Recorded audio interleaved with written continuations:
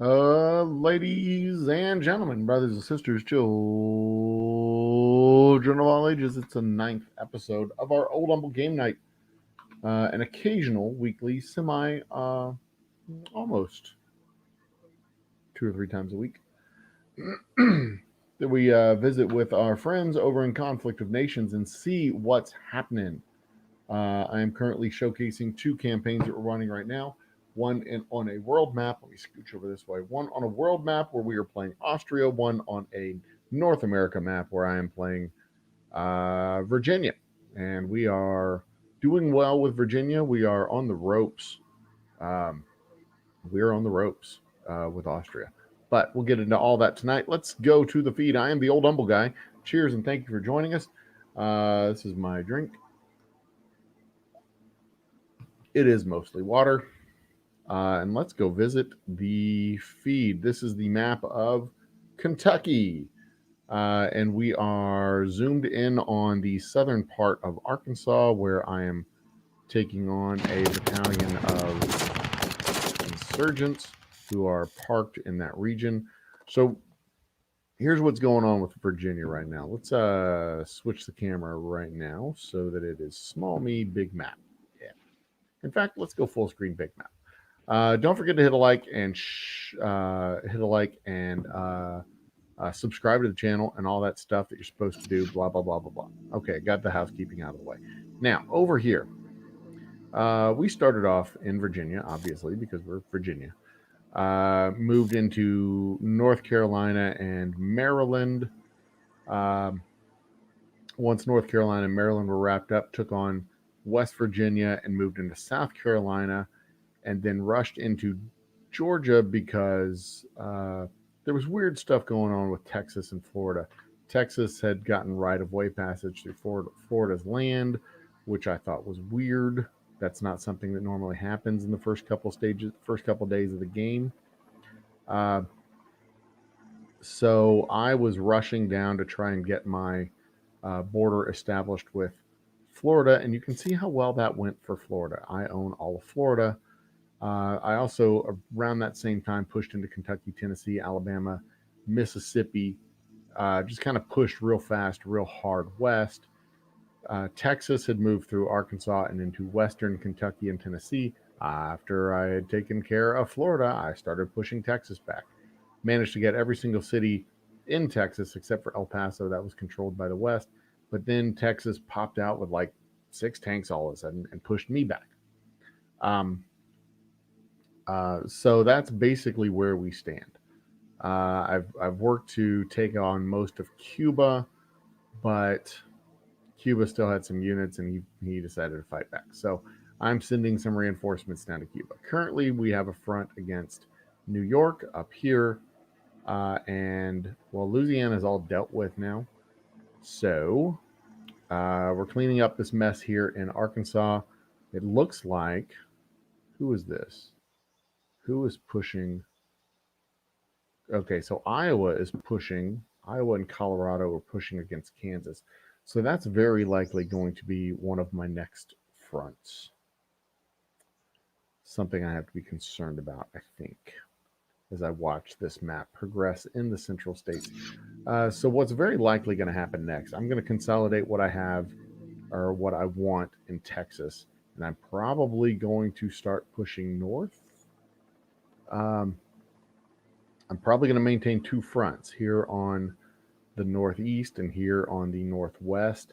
I also have to keep an eye on our friends down here in the Yucatan Peninsula, or Yucatan, not the Yucatan Peninsula. I need to keep my eyes on my friends down here in Yucatan because they are pushing north up against Nuevo Leon. So we will just have to see how that continues to progress over there.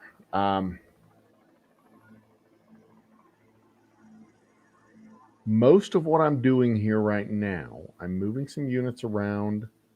But I'm really trying to shore up what's going on over here. I really need to clean up what's going on in Texas, and then definitely need to draw a line and establish where my western border needs to be. I need to make that abundantly clear to my fellow players over here. One of the reasons being, um, one of the reasons is because I should have given that spreadsheet title. Show prep. I'm over here in another screen doing work on the new Old Humble Happy Hour. Or I'm not sure if it's a happy. I want to do a podcast. I want to do a show where we showcase. This is what I wanted to do for the 2021 uh, episodes of our podcast, our Quarantine Happy Hour podcast. Um, I want to showcase a distillery in every single state of the country, which would be really, really cool, I think. But we'll talk about that in just a minute. What I need to do, I need to establish this border. I need to really focus on where this border is going to be and draw that line really hard in the sand and make it known, make it clear that this is where we're going and this is what I'm doing. Take Kansas, take this land through Oklahoma. Just really kind of draw that line clear and plain in the sand so that these guys over here don't get any frisky ideas about it. Uh, maybe push my way. No, maybe about it. I need to push my way up through South Dakota, uh, into North Dakota, and push my way through Saskatchewan and into Alberta. I need to do that. That way, I can, make it clear to them that they can do whatever the hell they want, screwing around over here in the West. This in the East is mine. And that should give me enough victory points to close the game out. But here's the way the math works. A couple of turns ago, there were 3,131 victory points. In order to win this game as a solo player, you need 1,700 victory points. So that number right here, you can see up here, 1,700 victory points required to win the game. So there's about 3,100 points. So if anybody else gets a combined 1,431 points, then I'm going to have to go through one of them. And if we look at the victory point situation with the top three players outside of me, they have 4,600, 252. So that's 700 and something points. And then you add another 181 with Saskatchewan. Oh, Arizona's the next guy down there. They don't have 1,400 points to block me. I should be able to get the 17 that I need using Saskatchewan and pretty much whomever else on the map that I want to get to. So we'll see. We will see how it shakes out. Where the map takes me, and what the map makes me do. We will see. It's going to be interesting. I think, to me at least, it's going to be interesting to see where it all takes us, and follow the path of that. Now, economically, I have turned a little bit of a strategy that I had been doing before a little bit on its head. Instead of doing a broad economic growth strategy where I basically focused on the main component supplies that we had. So instead of focusing solely on packaging, what was it called? Supplies and components, and these cities, instead of focusing broadly on all these cities and kind of half-assing it with everybody else, what I'm doing now is I'm focusing on my main production cities for the arms industry. So Fredericksburg, Roanoke, basically the same 5 cities I started with, or 6, however many I started with. Fredericksburg, Roanoke, Norfolk, Charlottesville, and 1, 2, 3, 4, and who else is there? Oh, these 2, Richmond and Lynchburg. Those are the number 1 producers, and I think if my math is accurate, I think what's going to end up happening is I will get more of an economic pop by maxing out the arms industries in these cities. I think I get more of an economic pop that way rather than just broadly growing, all of these guys and annexing cities and doing all that stuff. I think I get more of an economic pop doing this, and then of course annexing cities after that. Annexing cities is more of a strategic decision so that I can build more units more quickly, because if you have 9 factories pumping out tanks, it's more to your benefit than when you have 6 factories pumping out tanks. I mean, you're 50% more efficient that way. Um, but you also need the economy to support it.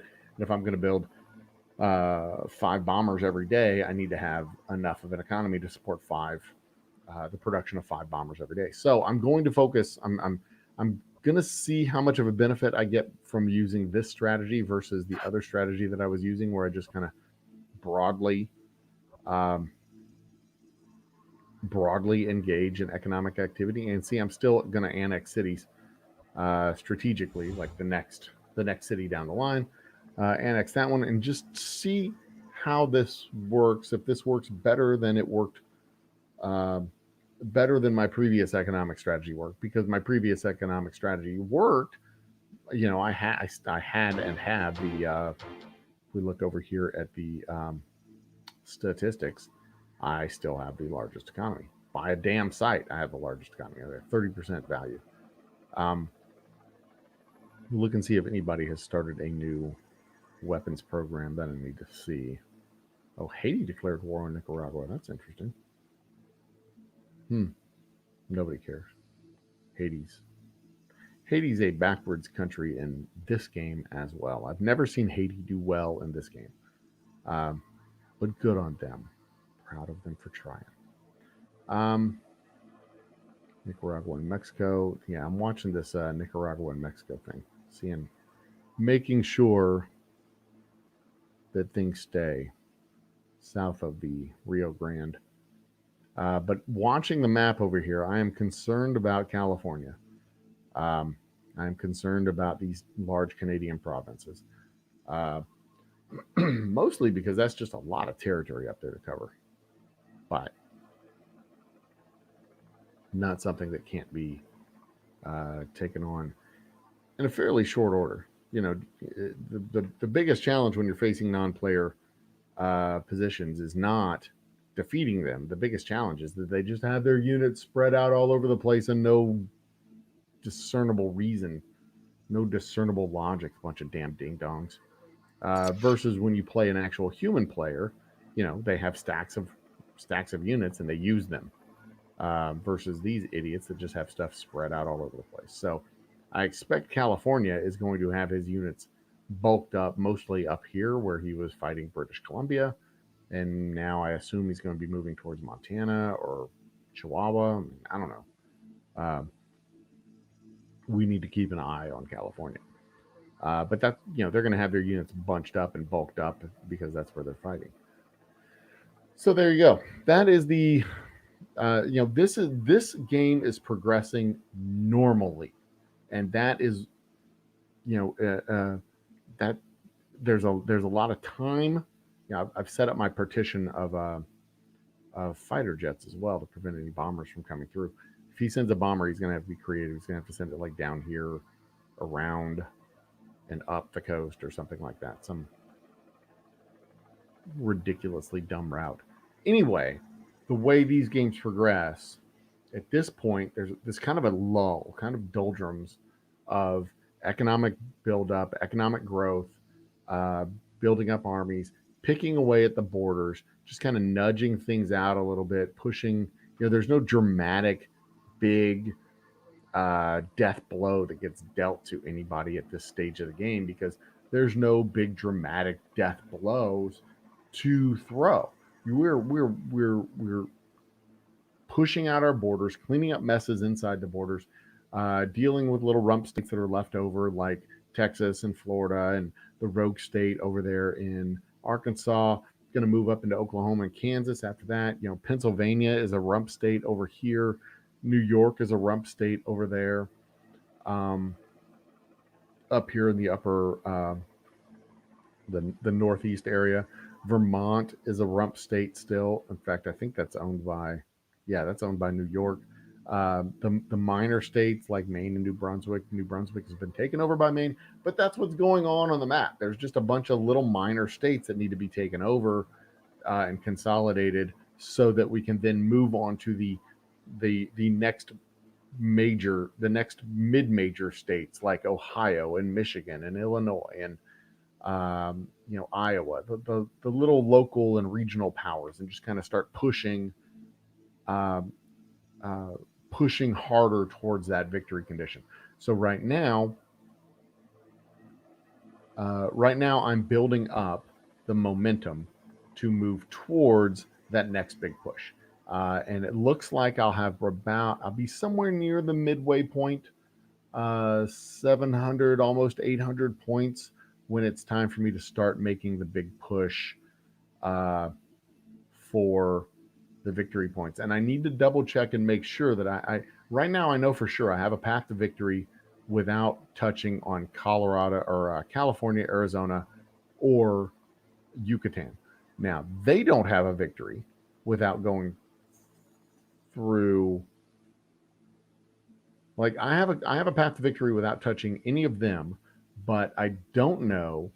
Um, it's gonna we're gonna have to see. Um, I don't know if collectively if if they team up together and make a coalition of 3 players, they will have to go through me because I now have enough points that a 3-player coalition can't win without some of my land. They're going to have to take the entire map and take away land from me. Um,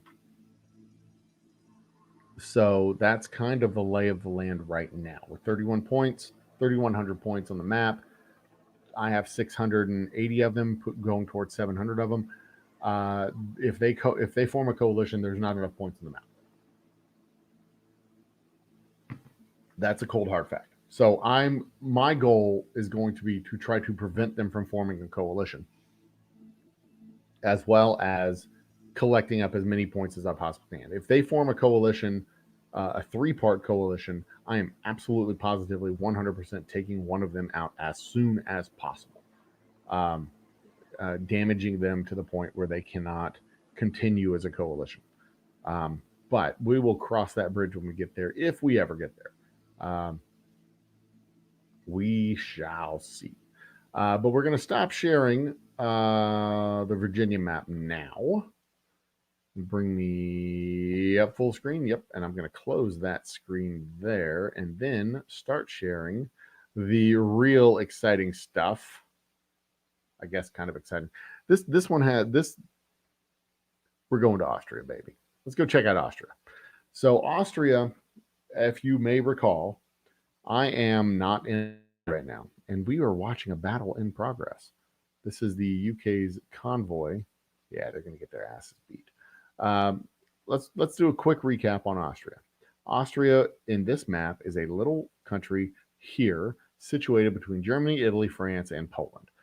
Austria is it's one of the mid-major in this scenario, a mid-major country that generally does not survive through the first 10 days. One of these countries takes it over. Somebody consolidates the Balkan area, usually maybe Poland or Germany, moves down into the Eastern European realm. One of those fights it out for supremacy. And then sometimes it's just Russia that sweeps across all of Europe and takes out all of Europe. In this case, as the player in Austria, I took out Switzerland, Slovakia, Czechia, Hungary, and started moving west. I was planning on going south and east into Italy, but then Ukraine attacked me, Poland attacked me, Germany attacked Poland.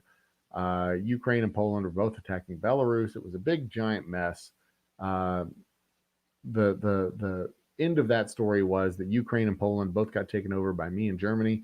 Belarus was pretty much cut up between Germany, and I had a little bit of their land. Romania consolidated everything down here in the Balkans. And then we added, it was me and Germany and France. We added France to the coalition. Romania joined the coalition. The United States joined the coalition, and then the United States dropped out of the game. France never really got their feet down on the ground. They didn't really take out Spain. They should have. They played with Norway. They didn't really take out Norway. They should have. They didn't really take out the United Kingdom. They should have. And then everybody decided, Romania went down into the Middle East through Turkey, and then they all decided they were going to attack Russia. France didn't really participate in that. It was mostly Germany and Romania. They attacked Russia while I was down here fiddle farting around in Algeria and Libya. And lo and behold, if the other coalition, the other major coalition of the game, decided they had had enough of our nonsense, Russia held them off. China swept through all of Europe. Indonesia took northeast Africa and all of the Middle East. They're in a coalition with Australia, who is currently taking over pretty much all of the United States. Let's see Australia has pretty much all of the United States. Russia is Russia. Indonesia is down here on the Indian Basin. China took Europe. That's where we stand. Their coalition needs 900 points remaining. There is more than enough points on this map. There are 6,221 points on the map. They need 900. I have 100 of them. There are more than enough points on the map for them to win without touching my land at all. So I'm over here in the United Kingdom trying to show them that I have no interest in messing with them at all. La-di-da-di-da. In fact, I'm going to go back and take that. Thank you. So their transport convoy, they had a bunch of armor here in their transport convoy, some infantry, some recon vehicles, and some fighting vehicles, and they went through the city. I evacuated the city. They went into the city, pursued me out into the water where I had boats waiting, and now I am going to destroy them. I am going to destroy them like they deserve to be destroyed because they have no defense on the water. My cruiser and is that the button I want to push? No, that's not the button I want to push. I want to push this button right here. My cruiser and my destroyer are going to take them down. And that's a big chunk of their army. It's not all of their army. They have a bunch of stuff over here around London as well. But it's going to make it very easy for me to just kind of pick my way through here and add a couple of hundred points along the way as we dismantle England and the United Kingdom, bombing them from the sea and just kind of rolling through with a little bit of with a few units. All I need is 1,850 points to win the game. I have 120 something. The United Kingdom has, how many does the United Kingdom have? 100 points or so? 110. They have 110 points. So if I take them down, I'll be at 250. I will be at a little more than 10% of where I need to be. But that still doesn't solve the problem of my opponents needing only 900 points to win the game. I need to make it so that they need more than 900 points to win the game. How on earth am I going to do that? Well, funny you should ask. I can't fight them. I can't beat them toe to toe. But what I can do, in the same way that I have a cruiser and a destroyer up there in London, nobody expects a Spanish Inquisition. I got a pair of destroyers, another couple of destroyers, and a cruiser down here. That's not two destroyers. Yeah, that's two destroyers. This is not two destroyers. This is a destroyer and an infantry. Australia's capital is right there. So I'm going to see to it. I'm going to put a little hurt on Australia. I offered them a ceasefire. They refused it outright. Jakarta Indonesia accepted the ceasefire, but I think I'm going to have to do the same thing to them as they did with their accepting of my ceasefire. I think I'm just going to have to double cross them. And then the same thing is going on over here in Beijing. Beijing is not a port city. That is a problem. It is a big problem that Beijing is not a port city, because that means I have to go into Zhengdao, drop my unit there, and then move it to Beijing without naval support. I don't know if I can pull. I don't know if I can pull off the attack on Beijing. But if we look at the victory points that we have on the board, if I can take out, let's see here, Indonesia has 122 cities. Australia has 106 cities. If the average city size is 4 or 5, that is 500 victory points right there. If I can take out a third of them to a half of them, that knocks them from 1,300 down to 8. That makes a big difference. That makes a big difference if they lose 500 victory points. Same way with Indonesia. If I can take out half of their cities, that's going to make a big damn difference. And they go from having, and every one of those rebel cities is going to have a insurgent unit. So they're going to have to go and take back those cities, not simply let them be. All hell is going to break loose, is what I'm saying. If I can pull this off, and I think I can because nobody's watching this, but if I can pull this off, if I can pull this off, this is gonna fuck the map, and it's gonna be hilarious, and I'm gonna love it. It's gonna be awesome. The attack will happen. Let's see here. The destroyer will be there in about 2 hours. The invasion force will be there in about 3 hours. Let's see here. If we split,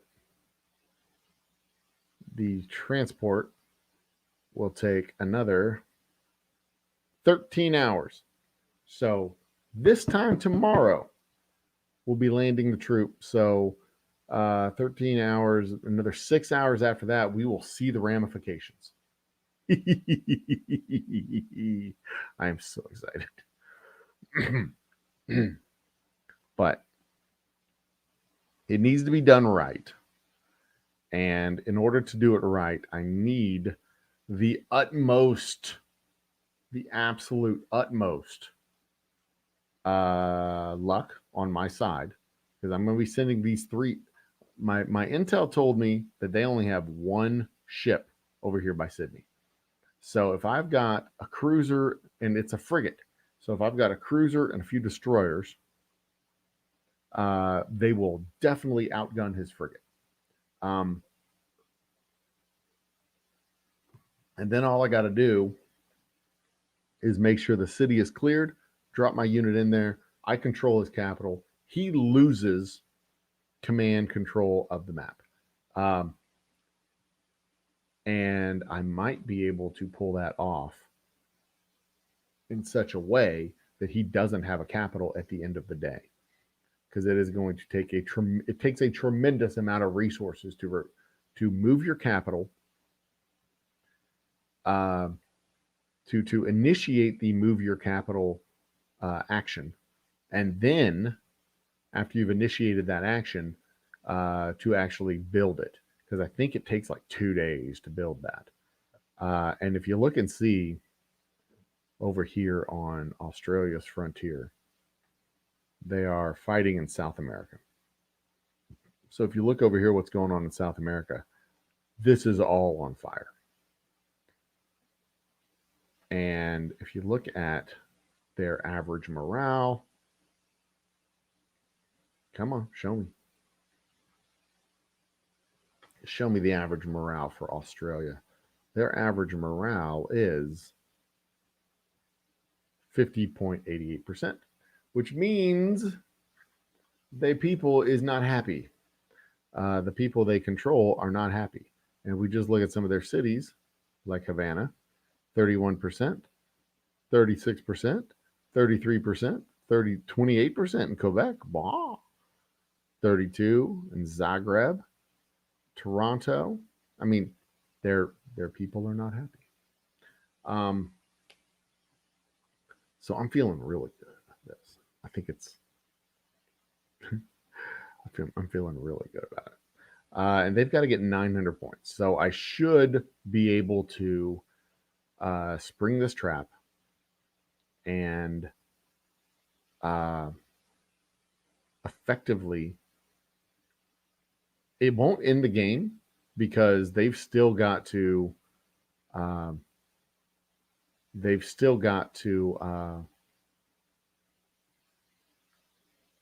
mean, I would still have to take land. I still have to actively take land, and I do not have the resources to actively take land from those guys. I can't fight their army. Their army is way bigger than mine. But what I can do is continue to. Oh, I do have some guys about to come out. I can continue to build out my economy and then maybe go back and take my homeland cities back. Which would be fantastic. If I can go and just start steadily pushing my way, all I need is 1,800 points. 1,800. That's it. I know they're the biggest powers on the map and blah, blah, blah, blah, blah, all that shit. But I might be able to, I just might be able to pull this thing out. And if I could pull this thing out and actually survive the onslaught from the largest coalition, and then still and figure out a way, finagle a way to kind of backdoor my way in. Oh my God, that'd be a hell of a story. But we'll see. And it should be about this time tomorrow when I'm able to land my first units. I'm going to set the build order in the morning over coffee, or set the movement order in the morning over coffee just to confirm it. Make sure the Navy goes in first to clear the city, and then the infantry will go in after to take the city. And then the infantry goes in to take the city. And once the infantry goes in to take the city, then it will be, what was 6 hours ago? Around dinner time, when we will find out the actual results of the strike. I mean, oh my God, this is going to be so exciting. So around dinner time tomorrow, around 6, 7 o'clock, maybe 8 o'clock tomorrow. Let's see here. 6:45 p.m. is game time right now. It is 12:54 right now. So if we go back 7 hours from 1 a.m. minus 7 hours would be 6 p.m. So it'll be right around 6 o'clock where I'll come back on live and we will see what happened. We will see what happened, and it will be something. But I've had Indonesia's going to have everything burned too. Oh, this is going to be so awesome. This is going to be so absolutely awesome. And then, so these tanks are going to, I need to move these tanks. I need to take Algiers because Algiers erupted in Morocco. I'm at war with Morocco. I need to clean up Morocco. These guys are fiddle farting around here on my edges, on my borders. I need to come down and just start making big inroads through like Mauritania, Mali, Ghana. I really, really, really need more resources. But I'm done. I can't spend any more gold. I'm done. I've done as much as I can do as far as the Deus Ex Machina aspect of this game. At this point, I think I mean, they could wrap this game up if I do nothing. If I sit on my hands and do absolutely nothing, they wrap this game up in 3 days. It's done. 4 days tops.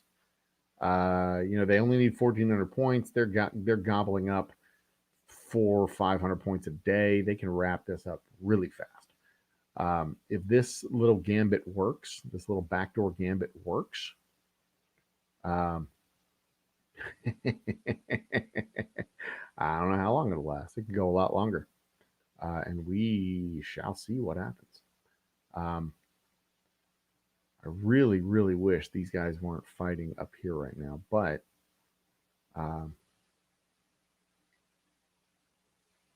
because it would be much better. I was going to say it would be much better for me if these guys could go to Jakarta. But right now, this is kind of the plan. This is the next phase where I just try and add victory points to my tally. That's kind of the goal at this point. I don't.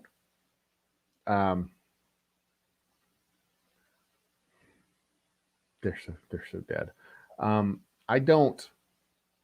I mean, obviously, I can't win the game with just 100 points, so I need to start adding points. England was probably a mistake. I shouldn't.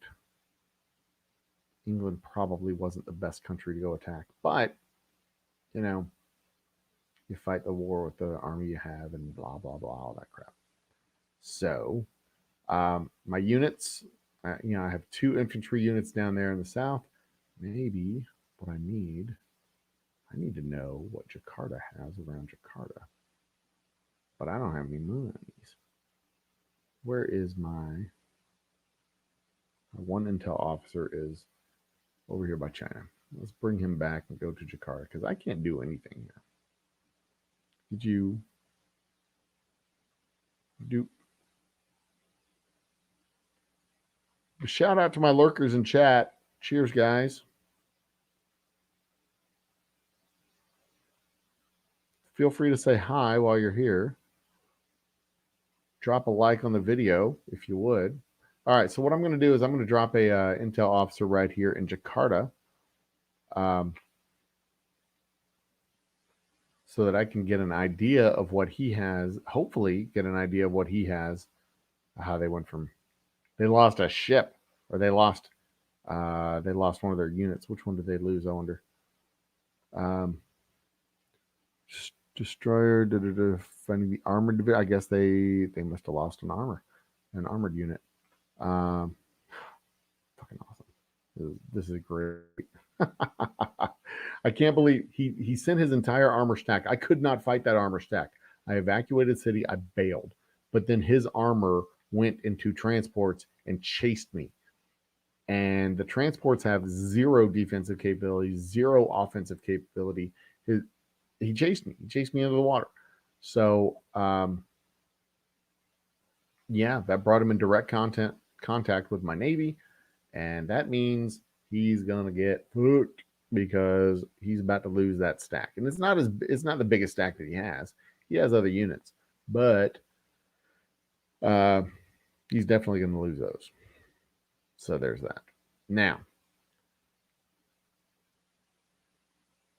this is I'm going to take one of these destroyers. I don't want to take 2. I'll take 2 destroyers. And you know where we're going to go?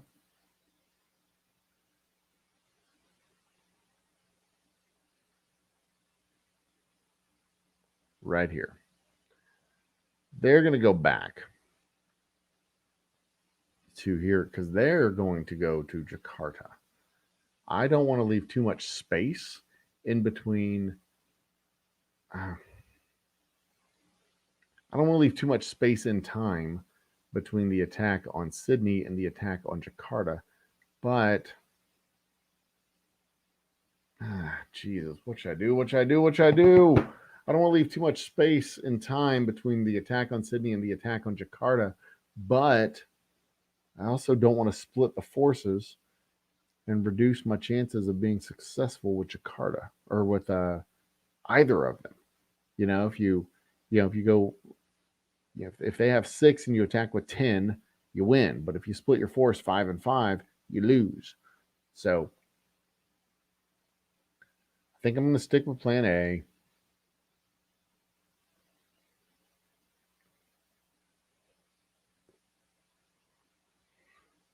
I'll stick with plan A, stage the units here, hit Sydney, have my commander over here staged and ready to go. So as I clean out Sydney, I can come over here and clean out Jakarta next. And I think that is the best course of action. I really do. I really, really, really do. Because within 2 days, if that's, let's see here, waypoint here, then waypoint back to Jakarta. Whoops. I'll be able to fix this in a second. Then the waypoint back to Jakarta.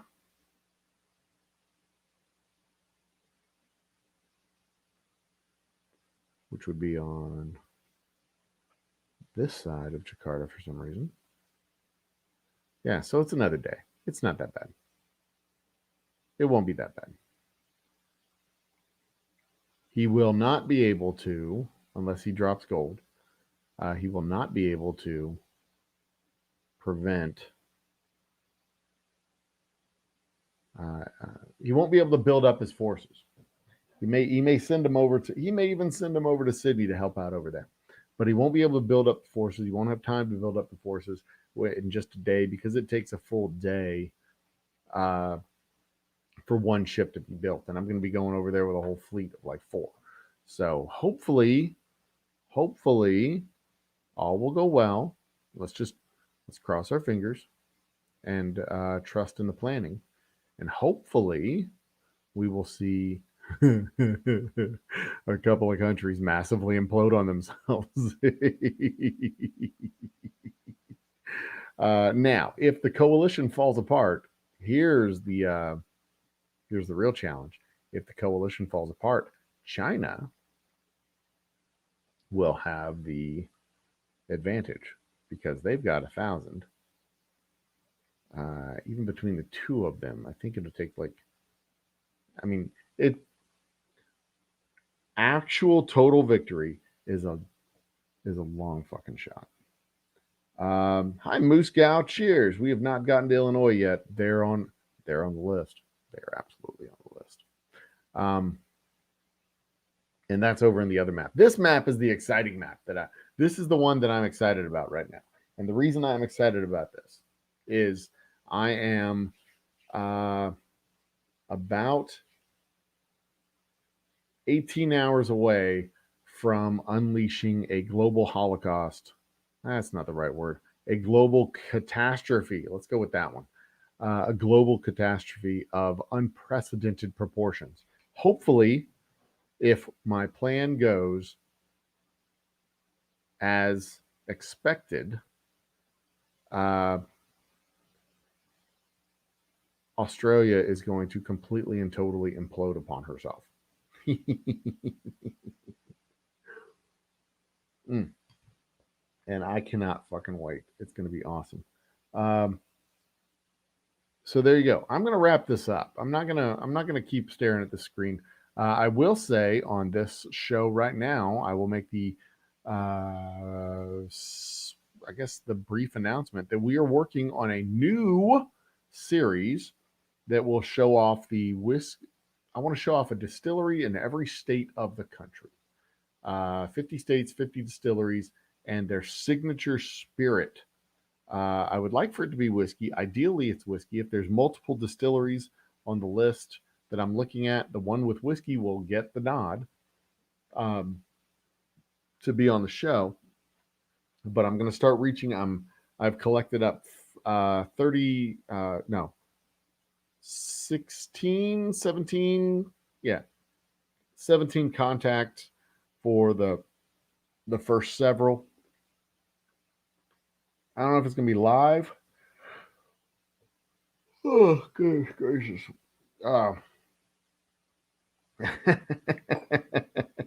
You can help me pick a place in Illinois. Absolutely. The distillery I have on the list right now in Illinois is Let me look. This is probably going to be a project for next year because this year I've got work to do for the rest of this year. We're going to be delivering. We have 400 cases of whiskey that I am working towards delivering for the end of the year, including our new rye, our double barrel rye, and our, of course, our straight whiskey and special reserve. So we have a busy schedule, is what I'm saying. Illinois, it says Few Spirits in Evanston, Illinois is the one that is on the list right now. Let's look up Few Spirits in Evanston, Illinois.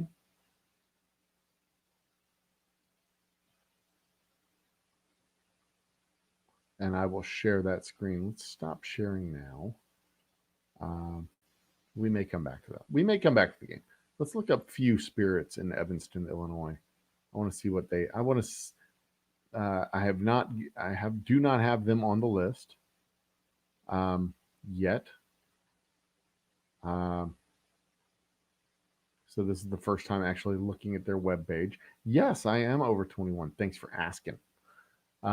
So diggity do.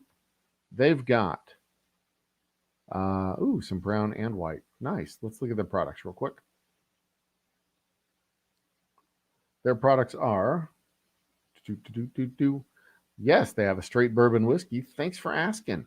And it is an award-winning straight bourbon whiskey. They have a straight rye. That's nice. And their American straight whiskey. Fantastic. With graham cracker honey on top and savory rye spice below. Oh my. Graham crackers and rye sounds great. Cold cut bourbon. Wait. Cold cut bourbon. Few brews up an eye-opening new experience. Cask strength Few Spirits bourbon brought to bottling strength used cold brew coffee. Cold brew coffee. It's not made with ham and salami and cheeses and stuff. Cold cuts with bologna. Oh, that's a joke. It's not a good joke. Don't get me wrong. I don't make those. They've got rye, and then they've got their gins, and American gin, and barreled gin. All right, fantastic. So Few is the one on the list for Illinois. And what do we have in Maryland? Maryland is Lion Distilling in St. Michael. Let's share that screen while we're here, shall we? TripAdvisor.com attractions. Hey, may not be a bad idea.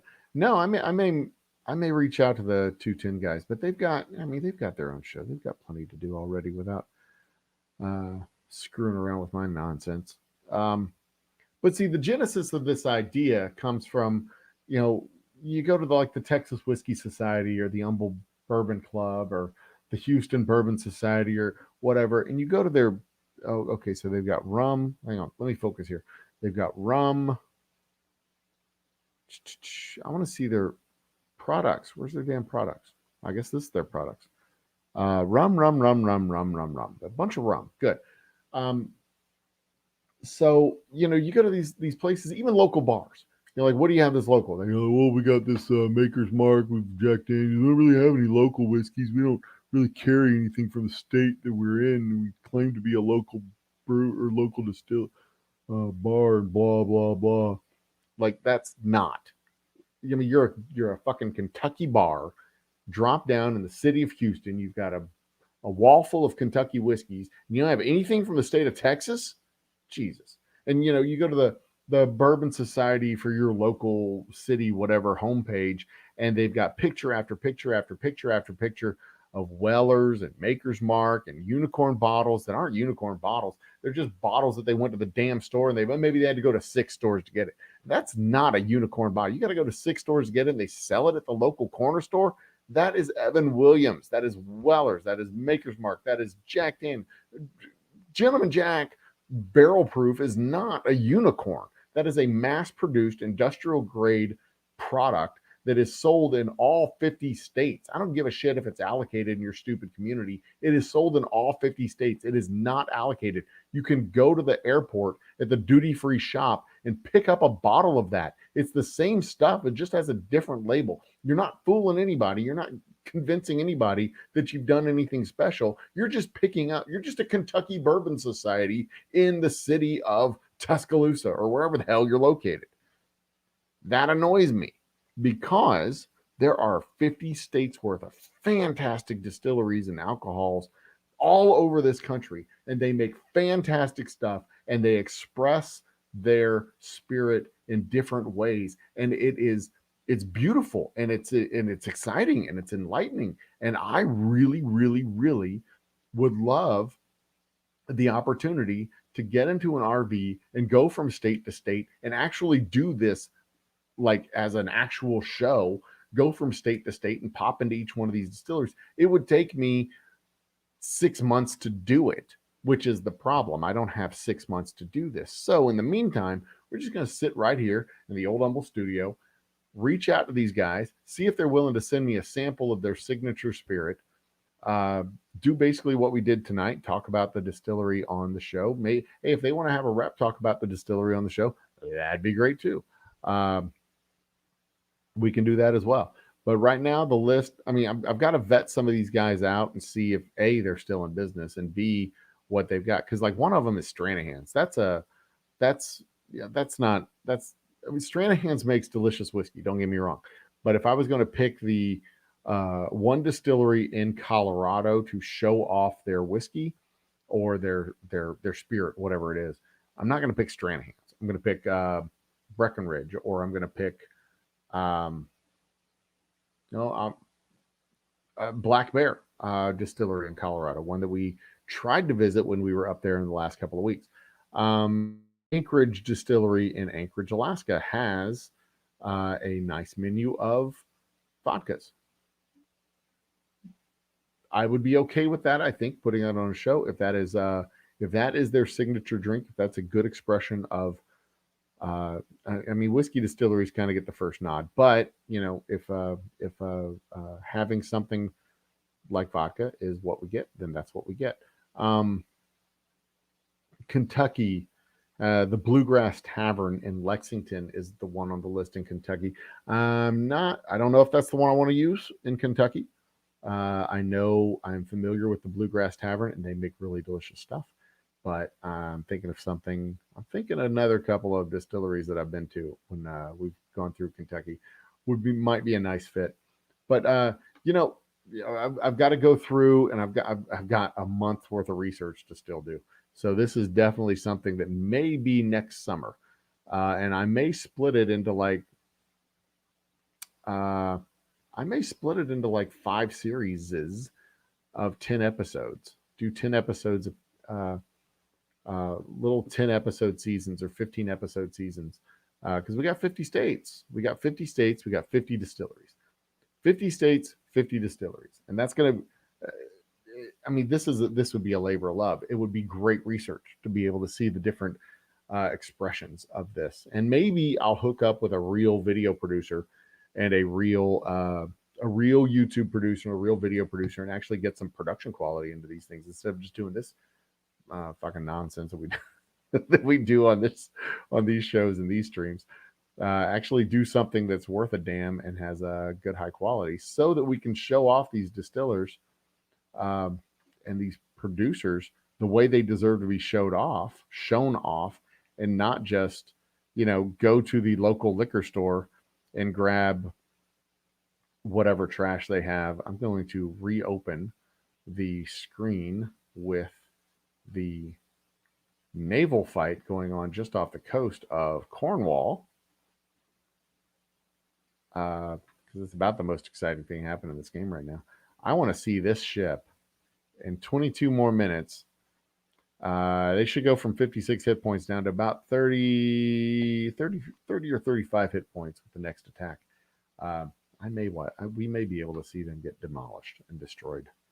But you know, I can't think of a better way to show them off rather than just going, you know, you have your your local whiskey club or whatever, and you just go down to the local corner store and you pick up whatever, and you're like, oh, this will be a nice bottle. I mean, that's something you can do with scotch, I suppose, where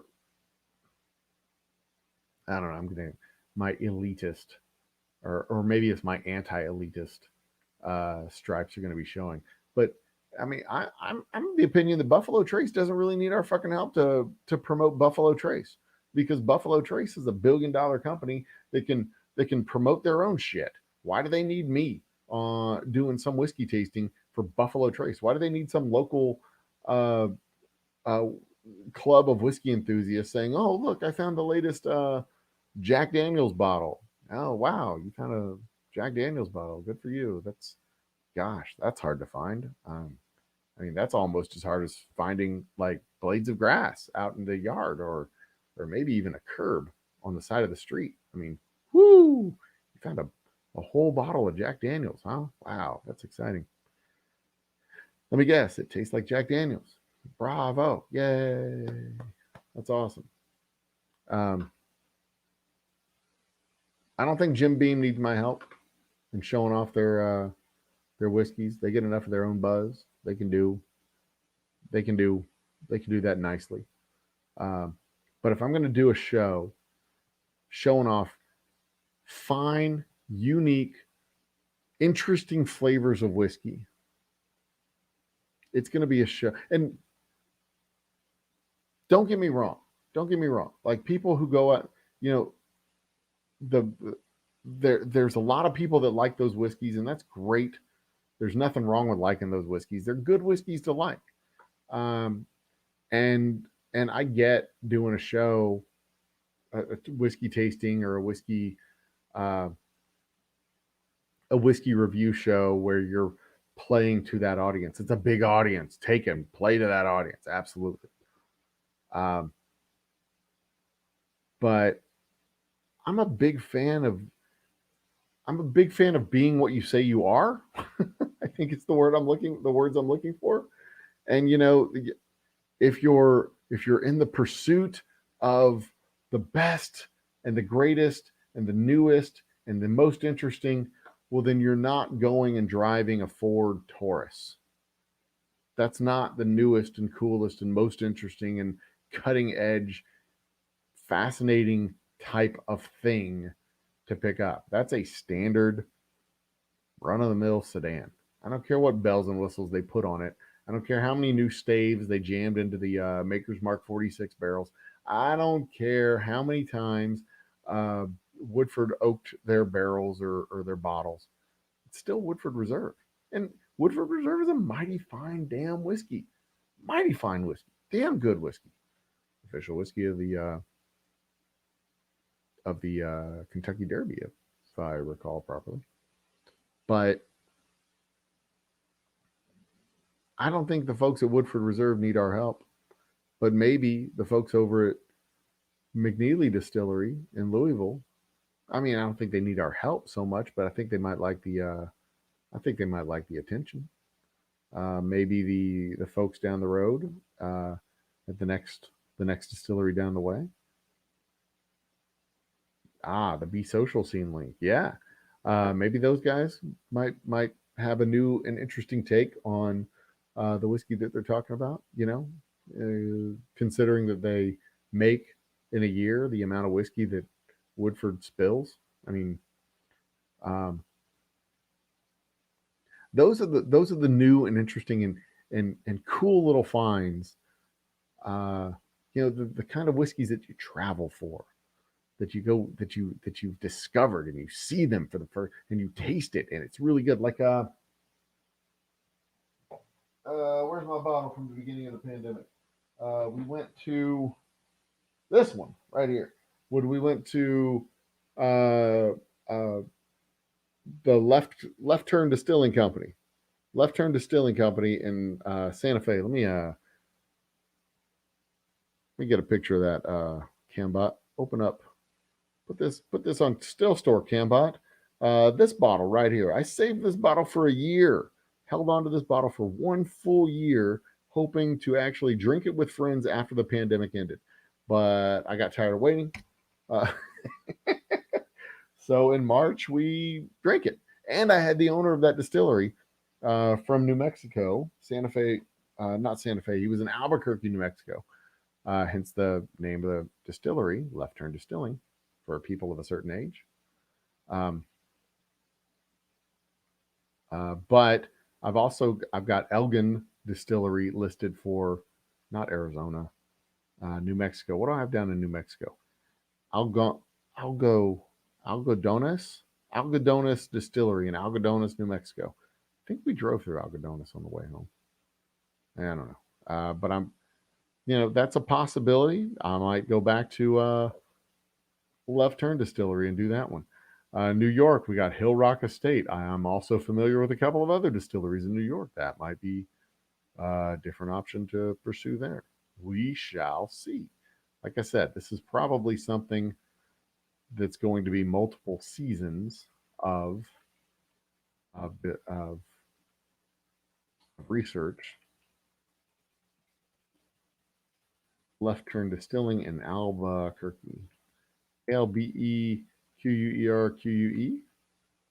or is it Albuquerque? I don't know how to spell Albuquerque. Let's see, what is it? Albuquerque or Albuquerque? Albuquerque. Well, that's a dumb way to spell your city, Albuquerque. I mean, it's cool though. You be you. So that's.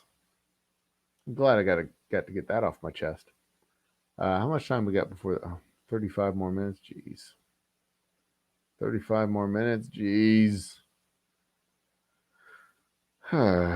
Is it actually attacking? It is attacking the destroyer. That's not going to end well for them. Well, it's not going to. Actually, I don't think it's going to have any effect whatsoever because it can't attack. Although I think the destroyer gets a chance to defend. There's an attack roll, and I think there's a defend roll too. So what I'm doing is I'm setting my fire control to be aggressive so that if anything else comes into these waters, they will simply blow them out of the waters. And there was another game that I played. I think it was called Colonial Imperialism. Imperialism is what it was called. Quincy Street Distillery. Tell me more.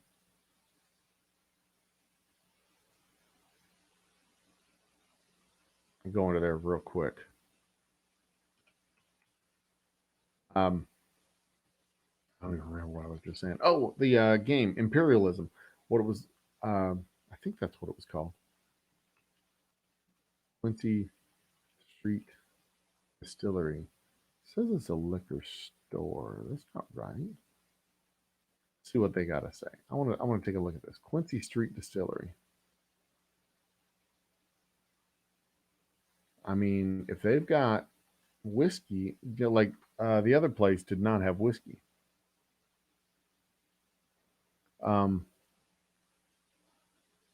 I have no alliance with anybody in either one of these games. Let's stop that sharing. Let's go check out Quincy Street Distilling Company as they load. Boop. Show me what you got, Quincy Street.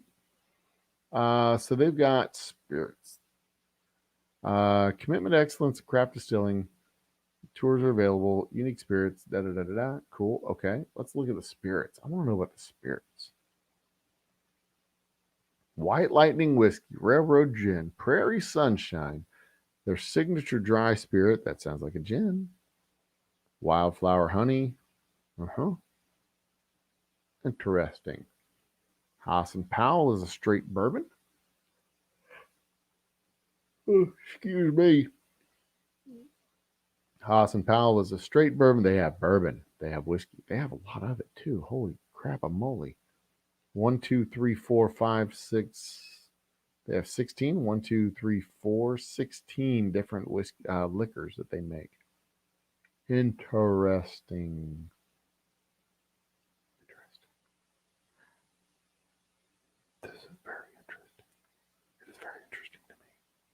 Maybe what we'll do, restaurants and bars and retail stores. Ooh, baby. Maybe what we'll do to kick off, I don't know, to kick off the series is I'll just order a couple of bottles, have them shipped to me. Was I not sharing the screen? Oh, back here.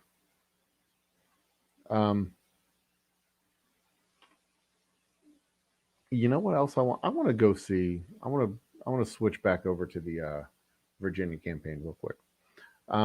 Maybe that's what we'll do when we start the show. We'll just order some bottles from a couple of distilleries, and instead of, so that's what the campaign screen looks like, by the way.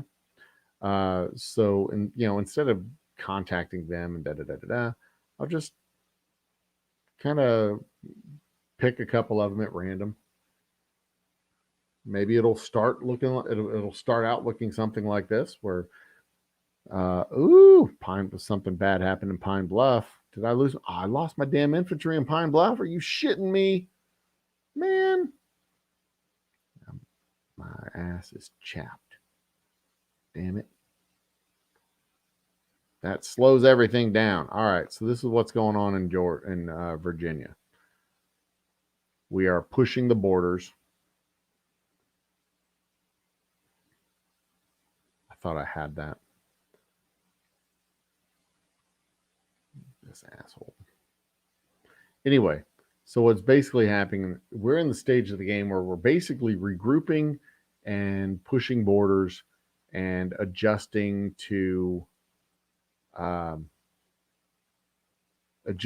what the map is telling us to do. That's basically where we're at and what we're doing. Oh, they have a video on the website. Do they now? I did not see the video on the website. Open, close tab, Quincy Street. About us? Is that where it was? Our story? Oh, they do have a video. Okay. So stop sharing this screen. Get back over here and start sharing that screen. Let's look at their video. Look at my show prep homie over there, Moose Gal, helping me build a new show. Oh, it's on YouTube too.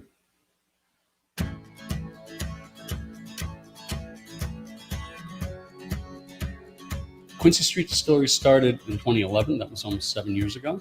And then in July of 2012, we started operation of our still. And then in October of 2012, we started selling our first spirits in a small tasting room here at the distillery. And we have between 20 to 25 different spirits that we make. We can't stop making more interesting things. Part of the fun for us is coming up with interesting new spirits to make and also interesting new ways to make them. About half of what we make are whiskey or whiskey related, and then the other half is all kinds of different spirits. The distillery is essentially a little destination within the village because we do tours where people learn all about how 19th century whiskeys were made and then get to taste many of our spirits here at the bar. And the Speakeasy Bar is actually a cocktail bar that's open 4 days a week where people can come and have classic or special cocktails using our spirits. Our bartenders are not just inventing their own spirits, but teaching the consumer what they can do when they go back home to make a good cocktail. When people come to Quincy Street Distillery, we hope it's educational. And we actually use the branding to try to teach people about the local history of the area, because many people don't know how important this place was historically to the state of Illinois. Cool. You can basically learn all about the area simply by drinking through all of our spirits. People are really interested when they're visiting places, I know I am, of finding out that what's special that's done locally in the place that you're visiting. Very cool. That's pretty damn cool. And maybe and maybe, I don't know, maybe my lovely wife can figure out how to blend that in with the travel theme too, because she is the travel guru as far as setting up road trips and whatnot. All right, well, I'm going to put a pin in all this, and we will, because it's 1:30 here. So what I'm going to do is we're going to do a quick review of what's going on with Virginia. Quincy Street Distillery. I'm going to add that onto my list in Illinois. Insert one above.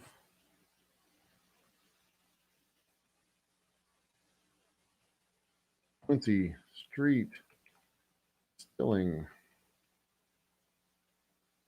And that is located in Bump, Riverside, Illinois. And maybe, I mean, I would like to do it. The idea in my brain is I would like to do it. I am always glad you came by, Moose Scout, by the way. I would like to do it where we can have a sip on the show and talk with the owner and have a sip with the owner and just sit there and just like chat. But if we can't get the owner on the show, if all we can do is get the whiskey on the show, fine. I don't want to just do it like a travel log where we go to the website and talk about the website. I want to actually drink the whiskey. I want to actually taste the spirit. I want to feel and drink what it is that they're talking about. But we'll see. We will see how it shakes out. I am light years away from the video capability of being able to do that. But like I said, we shall see. I know people who know video. I know people who know video editing. Hell, I know how to do video editing. I just don't have the computer set up to be able to pull it off. I'm going to fuck this guy up. All right, so here's what's going on in Virginia. Recap of the recap. So what happened? I started off in Virginia. We moved south into North Carolina and north into Maryland at the same time. Took over Maryland, took over North Carolina, moved from Maryland over into West Virginia, North Carolina into South Carolina, pushed our way down into American Georgia. American Georgia is not necessary to be described that way on this particular map because European Georgia isn't on the map. And European Georgia isn't listed as European Georgia on the big world map. So, blah, blah, blah. Maddie, welcome to the show, brother. So I also noticed at the very beginning of the game, Texas and Florida had this weird relationship where Texas went through Florida's land. And Texas was being a little bit frisky, moving through Arkansas and getting into Kentucky and Tennessee. So I put an end to that shit. Conquered Florida, pushed Texas back, took over all the cities in Texas except for El Paso. And then that's about the time when I went on vacation. Texas popped out with like 5 tanks and stopped me from taking him over entirely. And then I put an end to that nonsense. And then Louisiana decided to attack me. So now Louisiana is off the map. They are mine, all mine. Took over Louisiana. And now we're basically at the stage of the game where all the activity is happening right on the borders. Little periphery pieces like here, Little Rock, cleaning up this mess in Texas. And then once we kind of retrench ourselves, we're building up the economic portion. We're building up the hardware portion. Once we get all that retrenched, build up a couple of stacks of units, and then let the machine do what the machine was designed to do. We'll start making some big gains going across some wide swaths, clean up and consolidate the Northeast, move our way through Canada. At the same time, go up through Texas and the central states and kind of do this pincer motion where we take over all the stuff and then move our way back into the Great Lakes and Midwest area. So,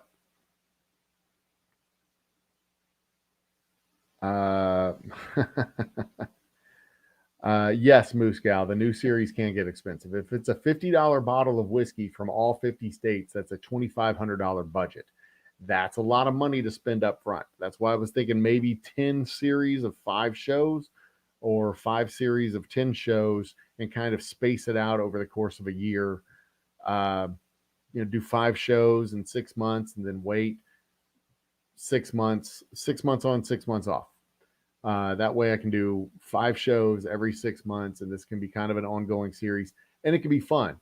But the idea, of course, is um, to ultimately have 50 episodes of the new show where we have one whiskey from every single state represented on the show. Um, and eventually, I mean, the hope would be that it would eventually become a thing, and the whiskey distilleries, the distilleries in general, I don't want to just describe them as whiskey distilleries, but the distilleries will want to participate in the show, and will send me something. My foot itches. Ah, goodness. And will want to send me something versus me going out and begging them to send me something. But I mean, hell, if I got to buy a bottle, I'll buy a bottle. I like supporting local distilleries. I like supporting small distilleries. I love going to their shop and seeing what they do. These guys, usually guys, sometimes gals, but these guys, the gender neutral guys, as in these people, these guys, uh, they pour their lives into their shop. They spend 10, 12, 13 hours sometimes at their shop. They love what they do, and they do it for a reason. And I want to support that. I don't mind buying a bottle. Uh, right now I don't have the budget to buy a lot of booze. The booze that I buy is my booze, because if I'm going to buy booze, I'm going to support my company. But I still go out and buy whiskey. I still go out and buy bottles of stuff. Um, okay, let's see what the distillery we have for North Carolina is. I have North Carolina distillery. It is Asheville Distilling. Let's go look up Asheville Distilling, shall we? Um, It is in Asheville, as you can guess from the name. North Carolina, Asheville Distilling in North Carolina is. Uh, let's stop sharing Virginia real quick and go to Asheville, North Carolina. Slow down there, Moose Cow. American territories. I mean, come on. Let's worry about the 50 states first, okay?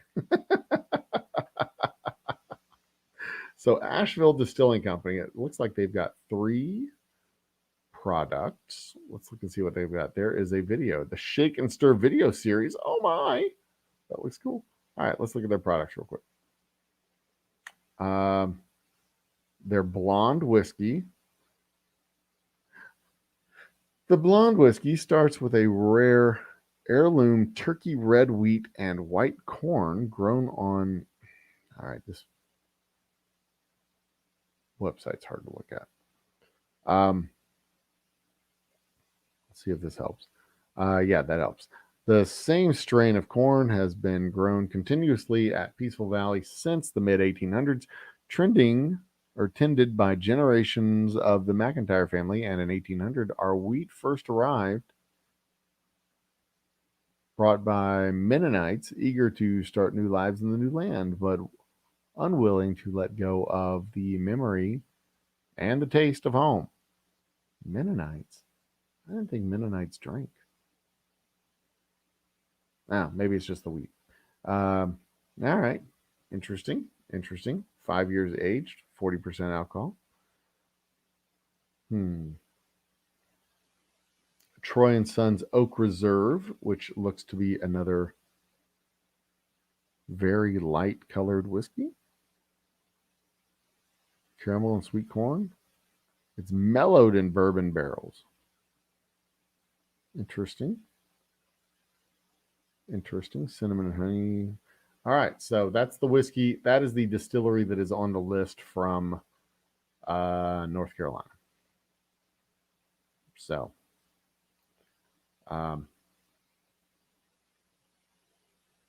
yeah, we'll see. We will see. What 6A had to say.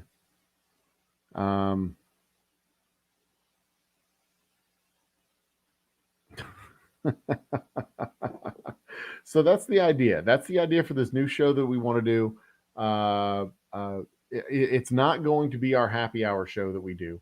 The happy hour show will be live from the distillery, live music, conversations, all that stuff. This will be an entirely separate beast, an entirely separate creature where we will be showcasing these whiskeys and giving them a platform and a forum to kind of get their story told, um, get their story told with a guy who appreciates the story of their whiskey, um, and can kind of talk the same language. uh, what the what is why is there a phone number in our what what the hell? Co and Chris, is that the Asheville distillery? Because I've got all the contact. What? I don't know what's happening right now. I are confused. Um,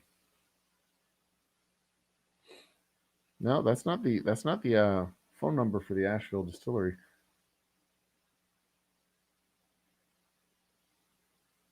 Joe and Chris. All right, I am confused. I am officially confused. Okay. Uh, did you just put your personal phone? Oh, I mean, it's not like anybody's watching. You're not going to get a bunch of spam phone calls. You can send me an email if you want. Oh, goodness gracious. Goodness gracious. Goodness gracious. Goodness gracious. Goodness gracious. Okay, we are approaching 2 o'clock. I'm going to go back to the screen with Virginia. No, I don't want to. I don't actually. No, I don't. I don't want to do Virginia. No, I cancel that. I want to go to. You know what? Fuck it. I want to go to bed. I'm tired. So anyway, I will be back tomorrow around 6 o'clock because the trap should be sprung by 6 o'clock, and we should be able to see what the ramifications are for the world map for specifically Australia. And let's go back real quick to this world map in the last couple of minutes here to review the trap that I will be snapping tomorrow around. Well, it'll actually be around lunchtime tomorrow when I'll be snapping this trap. Okay, so this is where it stands. There's a coalition of 4 countries: Australia, Russia, this Eurasian pact here. It's Australian, Russia, Indonesia, and China. They are 900 points away from winning the game outright. Okay, that's where we stand. I am Austria, and I have been kicked out of Europe by China because my former. I don't even want to. I don't even want to shit on them. They got their asses kicked, and I got kicked out of Austria proper because China overran the continent, and all my army was down here fighting against Morocco and Algeria and Libya and blah blah blah blah. So I'm hanging on for dear life. I have 121 points. I need 1,850.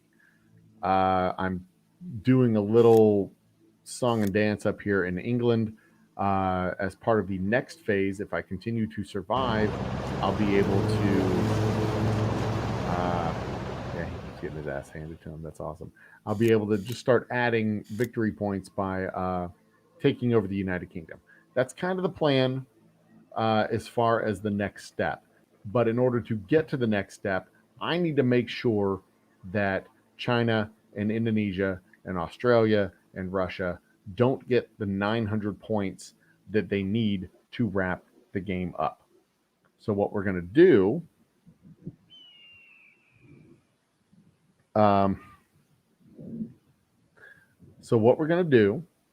is, or what I am doing is, I am sending a fleet of ships to basically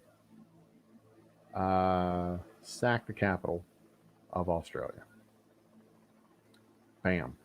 We're going to sack the capital of Australia. What will happen if I successfully take over Sydney, drop my uh, uh, infantry units into Sydney, Australia. But to do that, I've got to send my ships in first and clear out the area.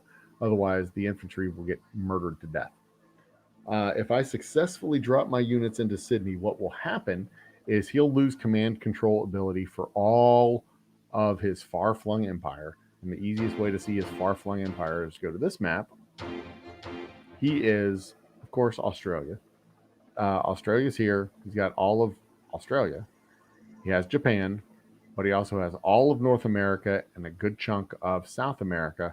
He has a few little pieces over here in Southeast Europe, but this is the big chunk of everything.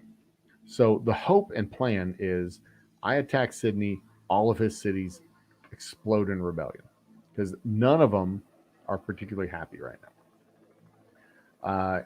He loses control of his capital. He loses control of all of North American cities, which should cost him about 500 or so victory points, knocking him from 1,300 to somewhere between 800 and 1,000 points. And then the next phase, the next step, is to take all those units, move over to Jakarta, and do the same thing. Indonesia should lose between 500 and 700 victory points.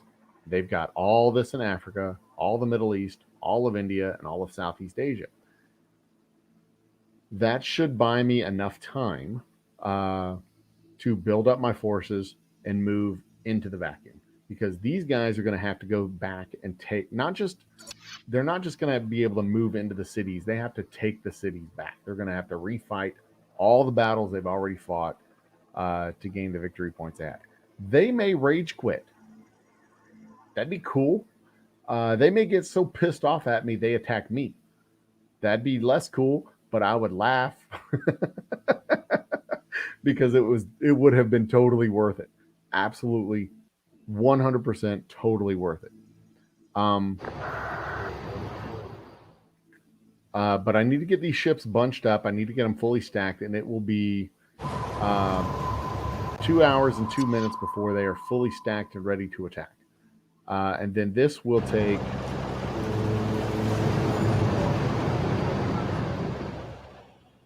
yeah, that's fine. This will take 11 hours to attack Sydney.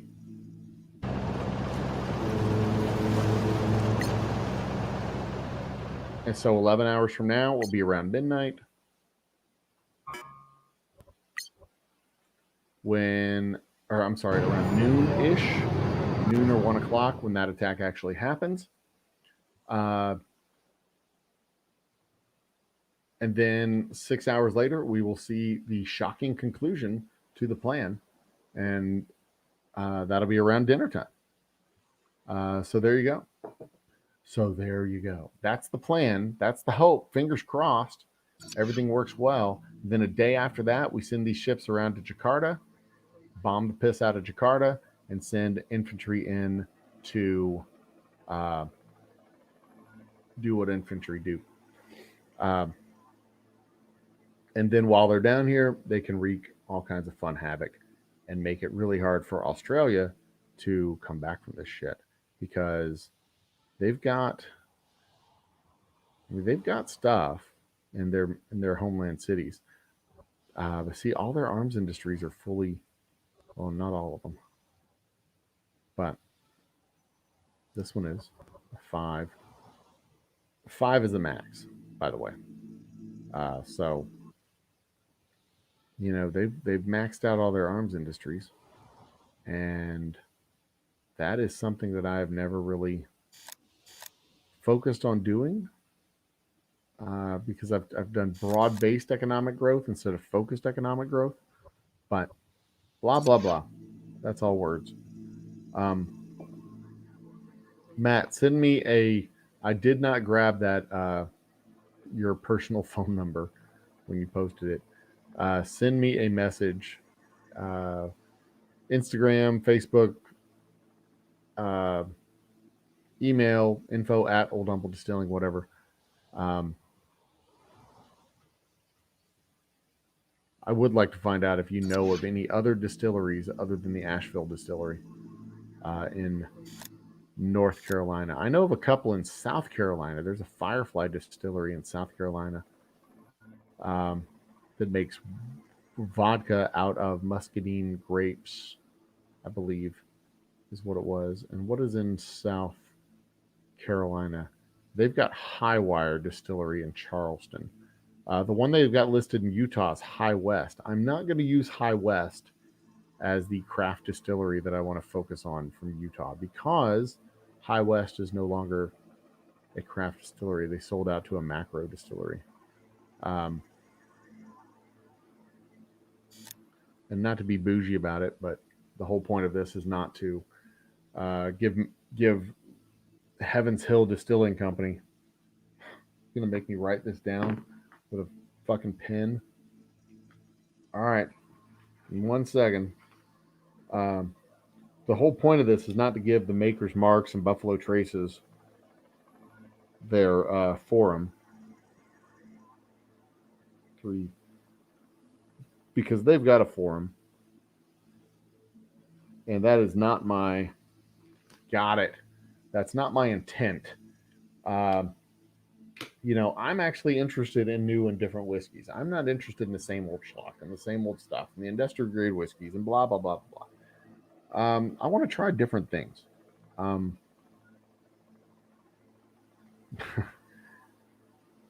I got it, Maddie. Have a good night, brother. I will talk to you later. In 5 minutes and 57 seconds, the next salvo of bombs are going to fall down on this transport unit. And then I'm going to go to bed because I want to see the outcome of this. One more shot. Because what happened here was these ding-dongs, I had occupied Plymouth, and these ding-dongs moved from Exeter here into Plymouth. And when they moved into Plymouth, I took my units and bailed on the city. These dum-dums followed me into the water, where they promptly got attacked by my naval fleet that was sitting off the coast. So transport units have no defenses and they have no offenses. They just sit there in the water and, well, they move ships from point A to point B. They're basically ferries. Um, so that's why he has 3 tanks. What's he got? He's got 2 motorized infantries, 1 combat recon vehicle, and 2 armored fighting vehicles floating in the water because I don't know if it was him personally or the AI, but he was the AI. I'm going to go with the AI. The AI was stupid. I would have gotten my ass handed to me if they had attacked me on land because I did not have that kind of firepower on land. But they went and followed me into the water where I have boats that belong in the water waiting for this dumbass to come into the water. So now I'm shooting him to death. That I was right in the middle of saying. So I set the fire control on this to be aggressive to make sure it shot anything that came. Make sure these ships shot anything that came to them that didn't quack. And I used to play a game called Imperialism, which was another really fun economics-based strategy game. You could totally rig the game by just totally focusing on economics. But they had 4 settings for your ships on the water. You could have them set for observer, which was basically hold your fire and not do anything. Moderately aggressive, or very aggressive, and if it floats and don't quack, shoot it. That was literally the 4 settings. Observer, moderately aggressive, and then if it floats and don't quack, shoot it. That was the most aggressive setting for your ships. And of course, I always had my ship set to if it floats and don't quack, shoot it. But that's just strategy games for you. Okay, I thought that was going to take enough time, but nope. There's still 2.5 minutes left. Let me tell you about the time I met Nick Cage at a what? Huh? I don't even know what. Okay. Okay. I'll being. I don't even know. I don't even know. I just every day is a new fucking adventure. I don't even know. All right, I'm gonna watch this. I'm I'm gonna enjoy this and see what happens. So upcoming things for the end of the year. What I was doing today, hell, I was bottling up and packaging up another order of whiskey for the next month. August, I have my tasting schedule requested. I am waiting for confirmation of it. It's all going to be here in Texas. Um,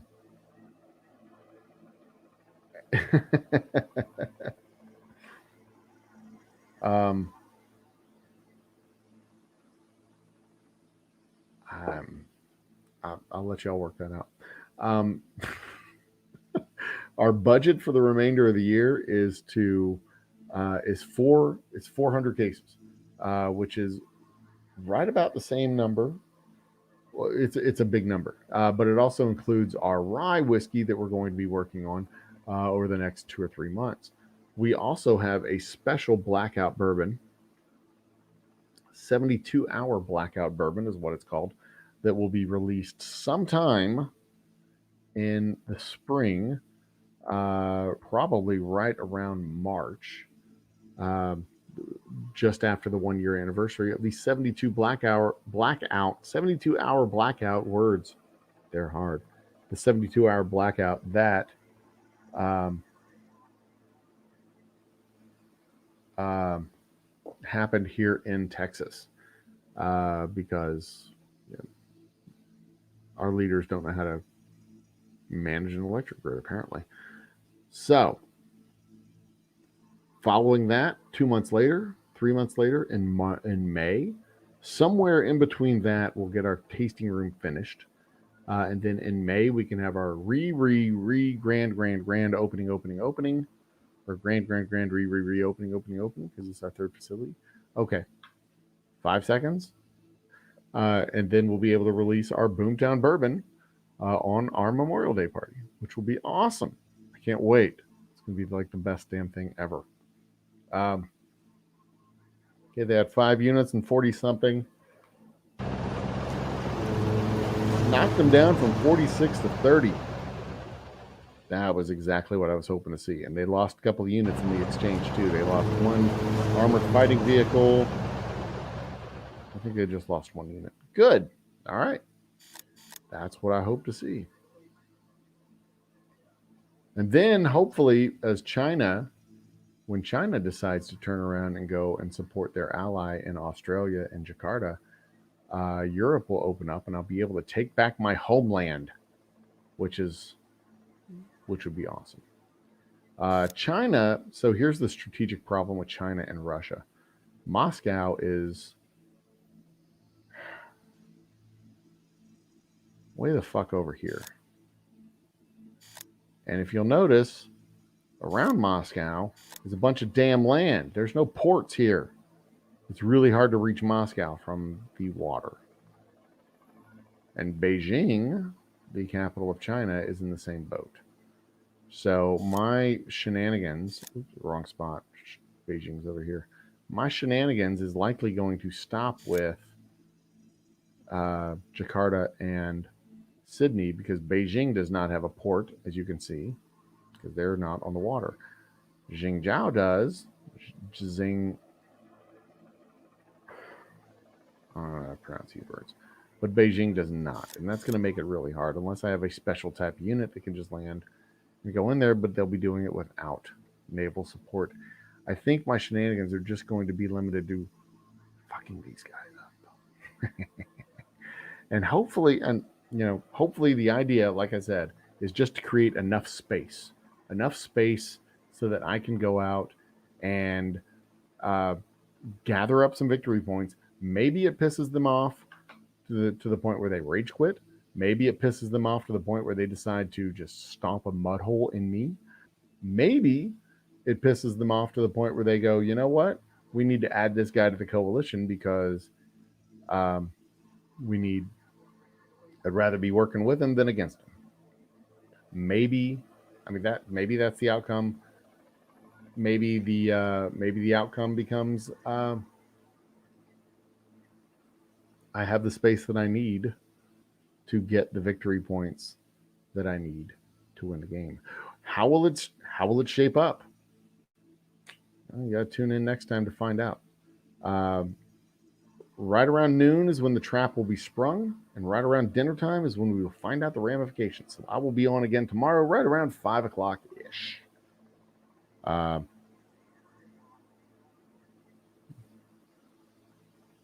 Like and subscribe. That's right, Maddie. Like and subscribe. Um, let's see. What is that? Oh, that's the ABC story. Yeah.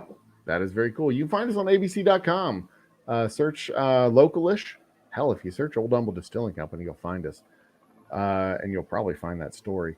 Follow us on all the socials. We're on Twitter. We're on Instagram. We're on Facebook. We're on YouTube. We're on Twitch. We're on, hell, we're even on TikTok. But, I mean, don't expect much. I'm a little good in a bikini.